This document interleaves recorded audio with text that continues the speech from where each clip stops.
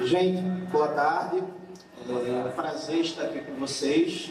Voltar a Santos, fazia uns 2 anos que eu não voltava aqui. Agradecer o Livres pelo convite. Dizer que estou muito feliz de dividir essa mesa com todos vocês. Mônica, já conhecia, a terceira mesa que a gente divide juntos. Davi, desde 2021, que a gente não se encontrava, mas está sempre trocando ideias online. Inclusive, Davi escreveu o prefácio de um dos meus novos livros, O Cinismo e a Morte da Esquerda Brasileira, livro meu e Aribaldo Maia. O prefácio é do Davi de Castro, que nos deu essa honra.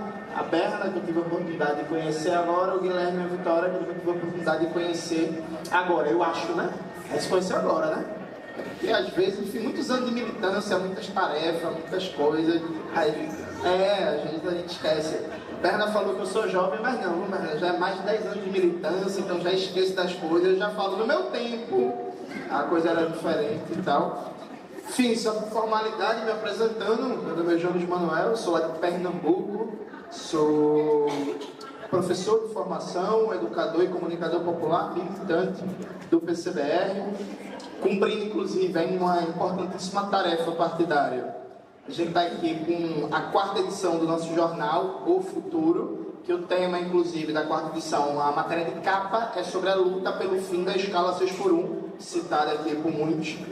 E acho que é uma matéria bem completinha para a gente fazer um debate. Nesse momento, inclusive, para quem eventualmente não está acompanhando, está rolando algo muito importante no Rio Grande do Sul, que o grupo Zafari, que é o 12º maior grupo do varejo brasileiro, foi denunciado por uma escala de trabalho 10x1 e por condições de trabalho análogas à escravidão. Está tendo uma luta muito importante, o PCBR e outras organizações políticas estão participando. O dono do Zafari já deu um recuozinho tático falando que vai acabar com a escala 10x1 para instituir a 6x1, né? Mas aí a gente tem que ir para cima para derrubar 6x1 no Zafari, em vários locais de trabalho, moradia, em várias empresas, em várias fábricas, para nacionalizar cada vez mais essa luta.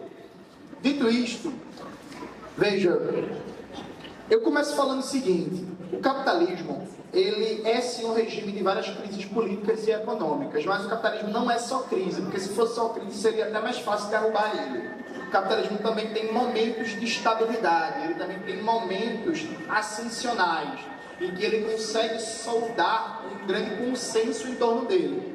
Um exemplo clássico disso: o Brasil de 1930 a 1980 foi o país que mais cresceu no mundo capitalista, e embora a gente não tenha feito reforma agrária, não tenha acabado com o analfabetismo, não tenha feito a reforma urbana, na prática existe uma possibilidade significativa de mobilidade social saindo dos interiores, né, das zonas rurais, dos estados, das cidades mais atrasadas, e vindo para os grandes polos de concentração industrial, principalmente aqui no sudeste brasileiro e em São Paulo. Exemplo clássico disso é a própria vida do presidente Lula, que sai de Garanhuns, agreste pernambucano, onde provavelmente forte chance de morrer de fome, vem para São Paulo, consegue um emprego operário industrial no ABC Paulista, compra uma casa, compra um carrinho, tem um dinheirinho para tomar cerveja, para comprar uma picanha. Então, o capitalismo ele tem momentos históricos que ele consegue soldar um grande consenso em torno dele, porque há ali uma certa base de compromissos materiais. A gente está vendo, inclusive, em todos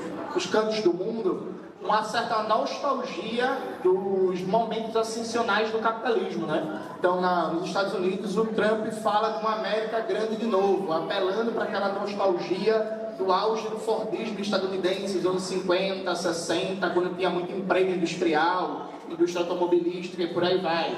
Na Europa Ocidental se apela muito para a nostalgia do estado de bem-estar social, que foi desmontado nos últimos anos por um discurso xenofóbico, fascista, que é a culpa do desmonte do estado de bem-estar social é dos imigrantes e por aí vai. No Brasil, a gente está desde os anos 90 numa fase histórica que não há mais um período ascensional do capitalismo. O capitalismo não tem hoje nenhuma válvula econômica de progresso material para parcelas significativas da classe trabalhadora. E a forma da gente tentar ver isso do ponto de vista econômico e sociológico é muito simples. Quem estudou em escola pública ou em escola privada de bairro, aquelas escolas privadas mais precariazinhas, é só ver na sua turma como é que as pessoas estão hoje. Todo mundo que estudou na escola pública, pega a sua turma do terceirão, Vê assim, quantas pessoas estão bem economicamente? Quantas pessoas hoje estão legal, estão com salário massa, estão com emprego massa, estão com grana para viajar, estão tranquilos, estão com estabilidade econômica? Praticamente ninguém. É 2 ou 3. É a exceção da exceção. Na minha turma de História da UFPE, das 40 pessoas que se formaram, só umas 8 estão trabalhando na área da docência, né? Só umas 4 têm concurso e o resto foi fazer outras coisas da vida para tentar sobreviver, porque não estava dando para sobreviver sendo professor, sendo professora. Então, uns foram virar dançarino profissional, outro virou cabeleireira, outro virou lutador de MMA, o outro virou youtuber, e por aí vai indo, assim. Mas a maioria não está na sala de aula com concurso público, com um bom emprego, percebe? Esse é um bom exemplo para mostrar que neste momento está tudo piorando. As perspectivas de custo de vida, a perspectiva de ter uma casa própria, a perspectiva de fazer uma viagem legal, de ter um salário massa, de não ficar doente no trabalho, tudo isso está piorando. Situações como essa tendem a abrir possibilidades históricas de radicalização das esquerdas e da gente conseguir pautar mobilizações que confrontem elementos centrais da acumulação capitalista e da dominação burguesa. Então não é a lógica do quanto pior, melhor. Presta atenção. Não é isso. É dizer que quando o capitalismo está num momento histórico que ele não consegue soldar um bloco material de consensos, fica mais fácil de aparecer as fissuras do sistema. Então hoje, quando você faz um debate, por exemplo, sobre exploração do capitalismo, isso é muito mais visível para milhares de pessoas, porque mais de 60% da classe trabalhadora brasileira ganha no máximo 2 salários mínimos, trabalha numa escala 6x1 e não tem perspectiva nenhuma de promoção, de ter um emprego melhor, com um salário melhor. Então isso bate na empiria, na realidade imediata. Fica mais fácil você fazer um debate sobre exploração capitalista. Só que essa condição histórica, ela por si só não diz nada, dado que, como disse um outro grande revolucionário russo, não trouxe dessa vez o Lenin, mas trouxe também o grande revolucionário russo, há as condições subjetivas e as objetivas. As condições subjetivas significa como as organizações políticas atuam, a estratégia, sua tática, sua forma organizativa para intervir nessa realidade. E aí qual é o momento mais grave? Qual é a grande contradição, o grande dilema, me parece, da nossa época histórica? Né? É que a gente tem uma situação, do ponto de vista socioeconômico, cada vez mais grave, sobre vários aspectos, ao ponto de que, por exemplo, da minha geração, não sou mais tão jovem, Bernardo, eu já estou cheio de cabelo branco aqui, é porque tu não está vendo que a iluminação não está muito boa, mas minha geração, estou com 34 anos, ninguém vai comprar mais casa, né, gente? Cá entre nós, vamos lá. Sim, ninguém vai comprar mais casa. Não, se aposentar nem me fale que dá vontade de chorar, minhas costas aqui já doem. Né? Mas assim, ninguém vai comprar mais casa. Não dá, porra. Sabe? E entrar num financiamento de 30 anos é doideira, viu? É um negócio arriscado. Então veja, a gente está numa situação que as condições estão cada vez mais graves, mas o campo majoritário do que se entende como esquerda no Brasil desistiu de qualquer papel de transformação, desistiu de qualquer lógica de iniciativa política, de radicalidade, ao ponto de que se criou uma mentira teórico-institucional oficial, que é a mentira da correlação de forças, que funciona assim. Correlação de forças é um termo que vem do meio militar, como boa parte da nossa linguagem política vem do meio militar. A própria expressão militante é uma derivação de militar, né? Correlação de forças é a ideia de você vai analisar, no meio militar, a força de cada tropa, né, de cada exército. Fazendo essa análise, é como se a correlação de forças fosse em 2 momentos. Você primeiro faz uma análise objetiva da força de cada tropa, de cada campo político que está se enfrentando, e depois você faz uma análise, por assim dizer, subjetiva ou política, dizendo assim, beleza, a situação é essa, o que é que eu faço para modificar a situação? Você não diz só, pô, tá ruim, hein? Perdão do palavrão, estamos fodidos, hein? Mal. Não, beleza, entendemos, tá ruim. Dito isto, o que é que a gente faz para no curto, médio ou longo prazo não estar mais ruim? No Brasil acabou esse segundo momento da correlação de forças. A correlação de forças parece um grupo de autoajuda, assim, a gente só faz falar que tá foda, que é ruim, que a mídia burguesa, e que o Congresso, que o Arthur Lira, que as igrejas evangélicas, que a extrema-direita e o MBL, e nunca chega na segunda parte do que fazer, e quando chega é um conjunto de afirmações genéricas, precisamos fazer trabalho de base. Não precisamos, certo? Qual o trabalho de base? Com que prioridade? Com que setores? Vai começar... Ela deu fome agora, hein? Já. Vai começar em que momento? Como é que vai ser? Tá certo? E aí, essa mentira institucional serve para justificar a paralisia e serve para ocultar, preste atenção aqui, que a maioria do que se chama hoje de esquerda brasileira joga para fortalecer o poder da burguesia. E eu quero dar aqui para vocês 3 exemplos fundamentais. Primeiro exemplo, quem é que ouviu falar do acordo de livre comércio entre Mercosul e União Europeia? Levanta a mão, por favor. Esse acordo vai ser provavelmente a pior coisa do Brasil desde o golpe empresarial militar de 64. Primeiro, assim, quem tem um pouco mais de tempo na estrada acha estranho a esquerda achando bonito o acordo de livre comércio, né? Porque a gente lutou, mentira, eu não lutei não, Bernardo, mas tu lutou contra a ALCA, né? A gente foi para... derrotamos, com uma contribuição fundamental do comandante Hugo Chávez. Então a gente foi para a rua, a gente brigou, a gente foi para o pau contra a ALCA, a área de livre comércio das Américas. Aí agora vem o acordo de livre comércio. O que é o acordo de livre comércio? É abrir as barreiras comerciais para cada vez mais o agronegócio e a mineração brasileira acessar o mercado europeu e, em troca, a indústria alemã acessar o mercado do Mercosul. Consequência prática disso, vai se intensificar como nunca a demanda por produtos agroexportadores do Brasil, vendidos em euro. Intensificando essa demanda, o agronegócio vai ter cada vez mais dinheiro, vai ter um estímulo permanente de ampliar ainda mais a fronteira agrícola. No capitalismo, o dinheiro vira poder político, ideológico e por aí vai, institucional. Então, se hoje a gente está achando ruim a bancada do boi, a bancada da bala, com esse acordo do Mercosul União Europeia, daqui a 15 anos vai ter uns 400 imbecis na Câmara dos Deputados, que é tudo da bancada do boi. Porque a perspectiva de lucro é de muitos bilhões nos próximos anos. Veja, isso não foi o Congresso que impôs. E aqui não vou mentir, não foi o Congresso que impôs, não. Foi uma decisão do Executivo Federal de dar uma resposta a uma demanda do agronegócio para ampliar ainda mais o poder do agronegócio, para ampliar a destruição ambiental, para ampliar a criminalização do MST, para ampliar o ataque aos povos indígenas, aos povos camponeses, às comunidades quilombolas. É isso que vai acontecer no Brasil. É o governo Lula, e não é o Congresso, gente. Iniciativa do governo Lula, do Itamaraty, que vai fortalecer o poder do agronegócio. E tendencialmente, se já tem os 400, os 300 imbecis da bancada bala, vai ter 400, 500 nos próximos anos. Veja, e aí, com todo respeito a meus camaradas do pessoal que estão na mesa, a gente precisa fazer uma crítica que não é só gente governista que está defendendo isso. O pastor Henrique Vieira foi elogiado.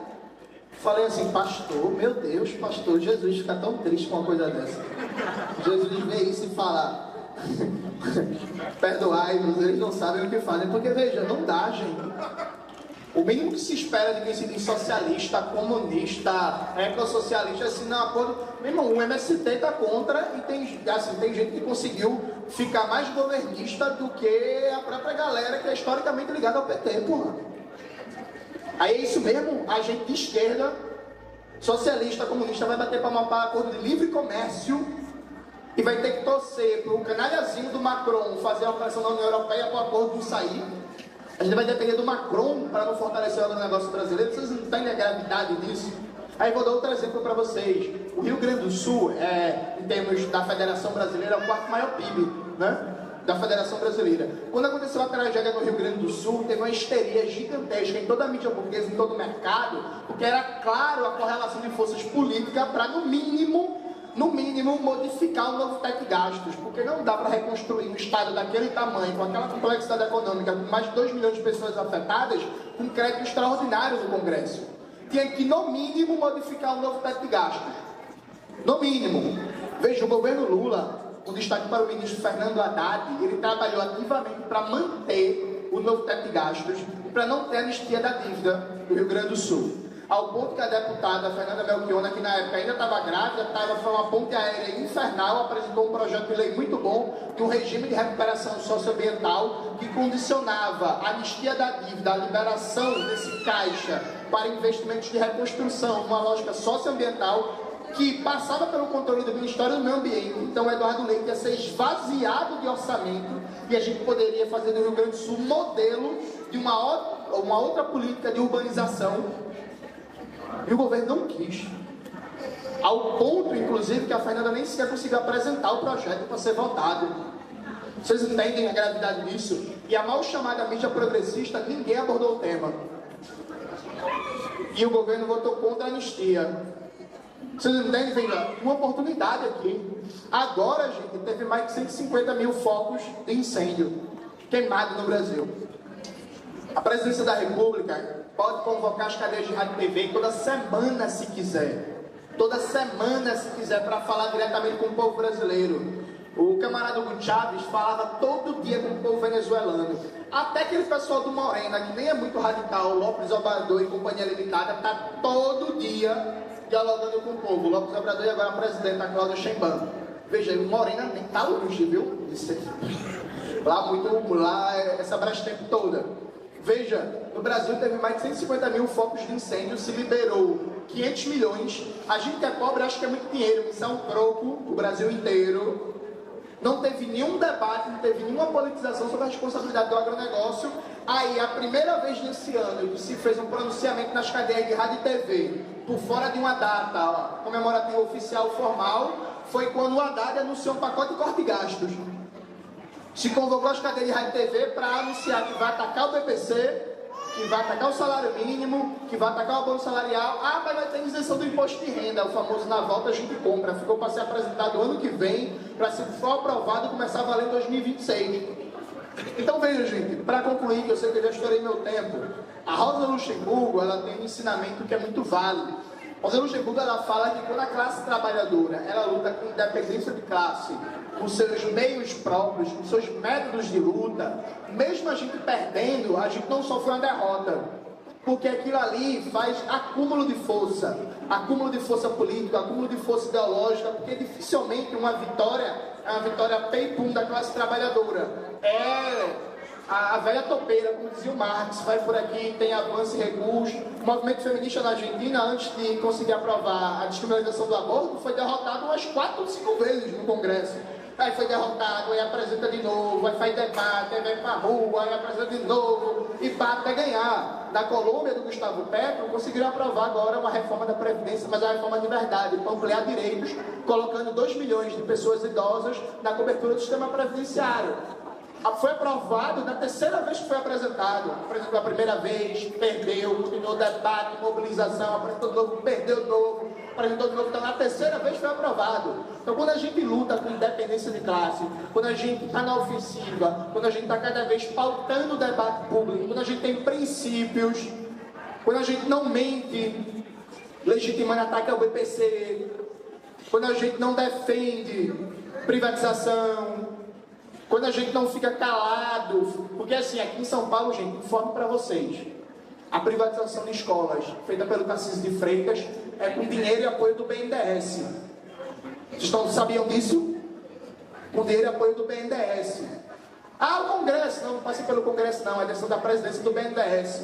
O nome e o sobrenome do responsável é Aloysio Mercadante. Percebe? Então, quando a gente não fica calado para isso, mesmo que a gente perca agora, a gente acumula forças para vitórias futuras. Só que de menos pior, e de menos pior, e de menos pior, a gente está indo para o abismo. Então, era basicamente isso que eu queria falar com vocês.